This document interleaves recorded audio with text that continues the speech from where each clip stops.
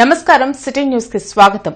వ్యవసాయ శాఖ marketing director కార్యాలయంలో ఎమ్మెల్యేలు గల్లా మాధవి, నసీర్ అహ్మద్, వ్యవసాయ శాఖ ఉన్నతాధికారులతో కలిసి మంత్రి అచ్చెన్నాయుడు సమీక్షా సమావేశం నిర్వహించారు. చుట్టుకుంట సెంటర్లోని వ్యవసాయ శాఖ కార్యాలయంలో ఎండుమిర్చి సీజన్ గురించి సమీక్షా సమావేశం జరిగింది. ఈ సందర్భంగా గత సంవత్సరం మిర్చి పంటకు వచ్చిన రేట్లు, ప్రస్తుత రేట్లపై మంత్రి అధికారులను అడిగి వివరాలు సేకరించారు. రైతులు సాగు చేస్తున్న పంటల వివరాలు, వాటి ధరలపై ఈ క్రాప్ విధానంపై సమీక్షించారు. ఈ సందర్భంగా లారీ యూనియన్ నాయకులు మిర్చి లోడింగ్ విషయంలో యార్డ్లో సుమారు 7,000 రూపాయలు అధికంగా వసూలు చేస్తున్నారని మంత్రి దృష్టికి తీసుకువచ్చారు. వ్యాపారులు, లారీ ఓనర్స్ ఎమ్మెల్యేలతో కలిసి సమస్యను పరిష్కరించుకోవాలని మంత్రి అచ్చెన్నాయుడు సూచించారు. ఈ కార్యక్రమంలో వ్యవసాయ marketing committee chairman Vaddaram Haribabu, corporator Bujji, రైతులు, ట్రాన్స్పోర్ట్ అధికారులు పాల్గొన్నారు. ట్రాన్స్పోర్ట్ యూనియన్ ఉంది, ట్రాన్స్పోర్ట్ ఈ విధంగా ఫిక్స్ చేసిన మీరు మాకు ఎత్తాలని విధానం ఎక్కడ ఉందో కనుక్కోమని చెప్పండి. లారీ మాకు వ్యాపారం ఎంత ఇంపార్టెంటో లారీ వాళ్ళు అంత ఇంపార్టెంట్. లారీ వాళ్ళు నష్టపోయినంత మాత్రం మాకు వచ్చేదే లేదు. మాకు మిగతా మార్కెట్ కాంపిటేటివ్ గా ఉన్నాయి, మీరు కాంపిటేటివ్ ప్రైస్ ఇవ్వండి. మీరు యూనియన్తో వచ్చేప్పుడు మధ్య దళారి వీళ్ళు ఒక బ్రోకర్ని పెడుతున్నారు. ఒకప్పుడు అందరితో ఈ సెట్టింగ్ అంతా కుదిరింది. మారుతున్న కాలాన్ని బట్టి, మారుతున్న పరిస్థితులను బట్టి మనం మార్చుకోవాల్సిన నిర్ణయాలు కొన్ని ఉన్నాయి. మీరు గతంలో ఇట్లానే చేసినట్టు వాడు కుదరదు. అప్పుడు అందరూ నడిచి తిరిగా, తర్వాత సైకిల్, తర్వాత బండి, వాడి కార్లు, ఊరు విమానాలు కూడా వచ్చింది. ఎవరైనా సరే, నువ్వైనా సరే 10 కొట్లు ఉంటాయి. 10 కొట్లలోనూ ₹1 ఎక్కడ తక్కువ ఉంటే అక్కడ కొట్టుకుంటూ సహజం. అది నువ్వు నేను ఆపలేం కదా. ఆ రూపాయి ఎందుకు తక్కువ ఇస్తున్నా నువ్వు నేను చెప్పగలమా? మా ఇబ్బంది కూడా కిలోమీటర్ ₹10 ఆ ప్రాబ్లమ్స్ ఏమంటే ఎమ్మెల్యే గారు కూర్చొని ఆ ప్రాబ్లం లేకుండా చేయండి. మీరు అక్కడ లారీ ఆపారు, ఇది ఆపారు అని రాకుండా మీరు అడ్జస్ట్ అయ్యే ప్రాబ్లం లేకుండా చూడండి. మీరు కూడా సపోర్ట్ చేయండి, పోలీస్ అండ్ ట్రాన్స్పోర్ట్ కూడా. ఇంటర్నెట్ చరిత్రలో సంచలనం సిటీ బ్రాడ్బ్యాండ్. ఇప్పుడు ఇంటింటికి ఇంటర్నెట్, సిటీ నుంచి గ్రామం వరకు అదే స్పీడ్. మీరు ఈ రోజే సిటీ బ్రాడ్బ్యాండ్ కుటుంబంలో చేరండి. మిర్చి కొనుగోళ్లపై గత సంవత్సరం వచ్చిన సమస్యలను పరిష్కరించి ముందస్తు చర్యలు తీసుకోవడానికి సమీక్ష సమావేశం పెట్టామని మంత్రి అచ్చెన్నాయుడు వెల్లడించారు. ఈ సందర్భంగా వ్యవసాయ శాఖ మంత్రి కింజరాపు అచ్చెన్నాయుడు మీడియా సమావేశంలో మాట్లాడారు. ఈ సంవత్సరం మిర్చి ధరలు ఆశాజనకంగా ఉన్నాయన్నారు. గత ఏడాది మిర్చి ధర అధికంగా ఉండడంతో రైతులు విపరీతంగా మిర్చి పండించారని తెలిపారు. గత ఏడాది 1,90,000 హెక్టార్లలో సాగు చేస్తే ఈ ఏడాది 1,06,000 హెక్టార్లలో సాగు చేశారని చెప్పారు. కోల్డ్ స్టోరేజ్ లో మిర్చి పెట్టినా బ్యాంకర్లు రుణాలు ఇవ్వలేదని, ఈ ఏడాది కోల్డ్ స్టోరేజ్ లో పెట్టుకున్న మిర్చికి రుణాలు ఇవ్వాలని సీఎం ఆదేశించారని గుర్తు చేశారు. 100% ఈ క్రాప్ చేస్తున్నామన్నారు. ఈ కార్యక్రమంలో ఎమ్మెల్యేలు గల్లా మాధవి, నసీర్ అహ్మద్, మార్కెట్ శాఖ కమిషనర్ జయలక్ష్మి, డీసీఎంఎస్ చైర్మన్ వడ్డానం హరిబాబు, ఇతర ఉన్నతాధికారులు పాల్గొన్నారు.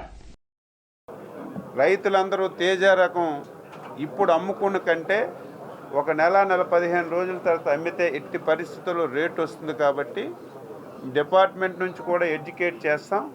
మీరందరూ కోల్డ్ స్టోరేజ్లో పెట్టుకోమని చెప్పి కోరుతున్నాం. రుణాలు ఇచ్చే బాధ్యత కూడా తీసుకుంటాం. గతసారి ముఖ్యమంత్రి గారు స్పష్టమైన ఆదేశాలు ఇచ్చి కంప్యూటర్ వే మిషన్స్ 100% పనిచేయాలి.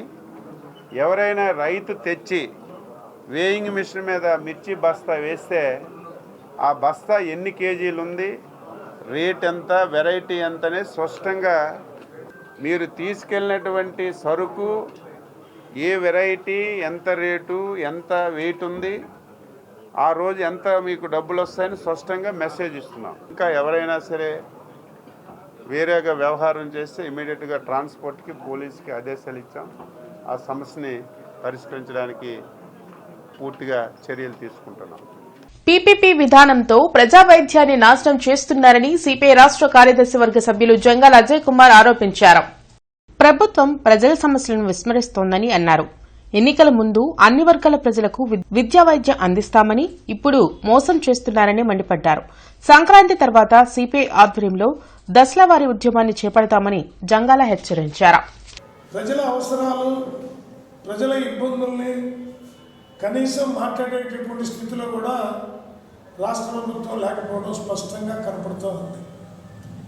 ముఖ్యంగా పేదవాడికి, అన్ని వర్గాల ప్రజానీకానికి విద్యా వైద్యం సమకూరుస్తామని చెప్పి ఎన్నికల ముందు హామీ ఇచ్చినటువంటి చంద్రబాబు నాయుడు గారు ఎన్నికలు అయిపోయిన తర్వాత ఏరు దాటిన తర్వాత తెప్ప తగిలేసిన చందంగా వ్యవహరిస్తూ చేసిన వాగ్దానాల్ని, చెప్పిన వాగ్దానాల్ని విస్మరిస్తే ఏ ప్రజలనైతే నమ్మబలికి ఓట్లు అడిగావో, వాళ్ళని నమ్మించి ఓట్లు వేయించుకున్నావో ఆ ఓటే నీ పాలిట శాపం అవుతుందని చంద్రబాబు నాయుడు గారిని హెచ్చరిస్తా ఉన్నాం. విభిన్న ప్రతిభావంతులకు ఇళ్ల స్థలాలు ఇవ్వాలని టీడీపీ రాష్ట్ర ఆర్గనైజింగ్ సెక్రటరీ కసుకుర్తి హనుమంతరావు కోరారు. ఈ మేరకు ఎంఆర్ఓ వెంకటేశ్వరరావుకు వినతి పత్రం సమర్పించారు. వికలాంగుల హాస్టల్లో మౌలిక వసతులు కల్పించాలని, దివ్యాంగులకు నివేశన స్థలాలు ఇవ్వాలని హనుమంతరావు ఆధ్వర్యంలో దివ్యాంగులు పశ్చిమ ఎంఆర్ఓ వెంకటేశ్వరరావుకు వినతి పత్రం సమర్పించారు. ఇందుకు ఎంఆర్ఓ సానుకూలంగా స్పందించి కలెక్టర్, మంత్రి, ఎమ్మెల్యే దృష్టికి తీసుకువెళ్తామని హామీ ఇచ్చారు.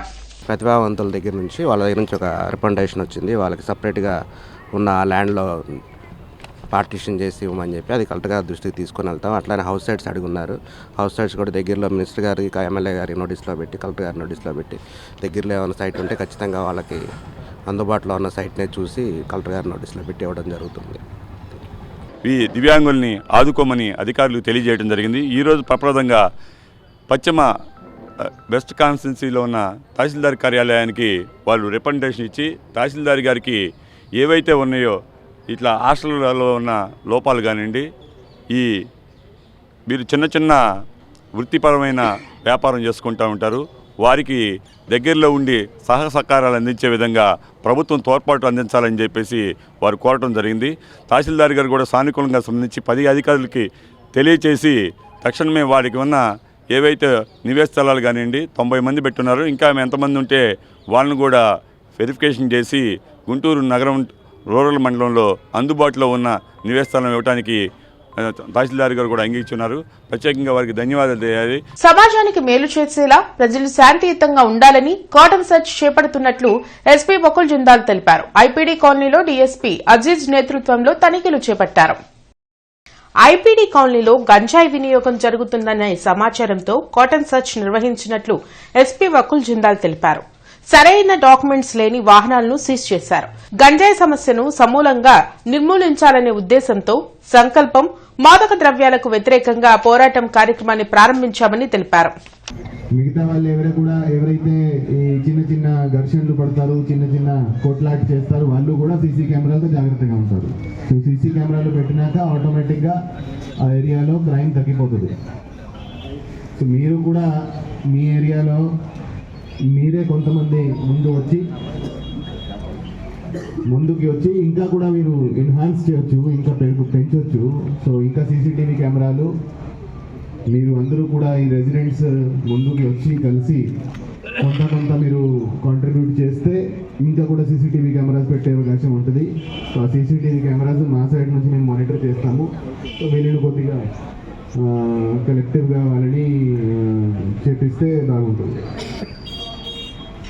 కర్నూలు జిల్లాలో జరిగే ఆంధ్రప్రదేశ్ వ్యవసాయ శాఖ కార్మిక సంఘం రాష్ట్ర సదస్సును జయప్రదం చేయాలని కోరుతూ కొత్తపేట మల్లెలింగం భవన్లో కరపత్రాలను విడుదల చేశారు. ఈ సందర్భంగా వ్యవసాయ కార్మిక సంఘం జిల్లా ప్రధాన కార్యదర్శి కాబోతు ఈశ్వరరావు మాట్లాడుతూ మహాత్మాగాంధీ జాతీయ గ్రామీణ ఉపాధి హామీ చట్టాన్ని కొనసాగించాలని, విబి రామ్జీ కొత్త చట్టాన్ని ఉపసంహరించాలని, స్వతంత్ర పోరాటంలో కీలక పాత్ర పోషించిన మహాత్మాగాంధీ పేరును తొలగించడం సరైన విధానం కాదని తెలిపారు. 2 దశాబ్దాలుగా ఆ పేరును ఈ చట్టం ద్వారా కోట్లాది మంది వ్యవసాయ కార్మికులు ఉపాధి కల్పించారని అన్నారు. కేంద్ర ప్రభుత్వం 90% నిధులు, రాష్ట్ర ప్రభుత్వం 10% నిధులు పాత చట్టం ద్వారా జరుగుతుందని అన్నారు. ఆ మేరకు రాష్ట్రాలపైన భారం లేకుండా చట్టం ద్వారా పేదలకు ప్రయోజనం కలిగిందని తెలిపారు. కొత్త చట్టం ద్వారా కేంద్రం 60% నిధులు, రాష్ట్రం 40% నిధులు పనులు చేయడం ద్వారా రాష్ట్రాలు అప్పుల్లో ఇబ్బందులు పడుతున్న నేపథ్యంలో ఉపాధి హామీ చట్టం ద్వారా పేదలకు నష్టం కలిగే ప్రమాదం ఉందని తెలిపారు. పాత చట్టం పని ఎప్పుడు అడిగితే అప్పుడే పని చూపించాలని చెబుతుందని అన్నారు. పని చూపించలేకపోతే నిరుద్యోగ వృత్తి ఇవ్వాలని చట్టం చెబుతుందన్నారు. కార్యక్రమంలో తన్నీరు ప్రభుదాస్, జిల్లా అధ్యక్షులు షేక్ గౌస్, గుర్రంకొండ సత్యానందం, ఎంటాల కుమారి, కంబంపాటి దేవుని దయ, బెజవాడ యాకోబు తదితరులు పాల్గొన్నారు. ఉపాధి కార్మికులకు తీవ్ర నష్టం వాటిల్లే ప్రమాదం ఉంది కాబట్టి కొత్త చట్టాన్ని ఉపసంహరించి పాత చట్టాన్ని కొనసాగించాలని వ్యవసాయ కార్మిక సంఘం తరఫున డిమాండ్ చేస్తున్నాం. మన దేశ పిత మహాత్మా గాంధీ గారు దేశ స్వాతంత్ర పోరాటంలో కీలక పాత్ర పోషించినటువంటి మహాత్ముడు. మరి అలాంటి పేరు తీసేసి మరి జీరాంజీ పేరుతో, రాముడి పేరుతో మరి కులాల మధ్య హిందూ మతాల పేరుతో స్కీమ్ని నిర్వీర్యం చేసిన కుట్ర పడుతుంది. కొత్త చట్టాన్ని ఉపసంహరించాలని డిమాండ్ చేస్తున్నాం.